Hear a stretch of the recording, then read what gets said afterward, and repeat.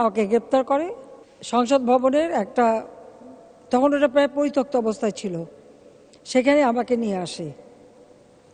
সমস্ত একদম করা, মানে ওখানে আমি বলবো ফাঙ্গাস পড়া, খুবই নোংরা, ওরকম একটা জায়গায় নিয়ে এই সংসদ ভবনের বিল্ডিং তখন অনেকটা পড়েছিল, সেখানে এনে আমাকে বন্দি করে রাখে। এরকম বারবার গ্রেপ্তারও হয়েছি, অনেক বাধা, সরাসরি গুলি, বোমা, গ্রেনেড সব কিছু অতিক্রম করেই আজকে এখানে এসে জনগণের সেবা করতে পারছি। সেই জন্য আমি শুধু দাঁড়িয়েছি বাংলাদেশের জনগণের প্রতি আমার কৃতজ্ঞতা জানাতে আমার দলের নেতা কর্মী আজকে অনেকেই বেঁচে নাই, তারা সব কিছু রক্তচক্ষু উপেক্ষা করে, এবং সাধারণ জনগণ তারা সেই দিন যে গিয়েছিলেন, যার জন্য আমি দেশে ফিরে আসতে পেরেছি, এবং আমি প্রতিজ্ঞা করেছি আমি ফিরে আসবই।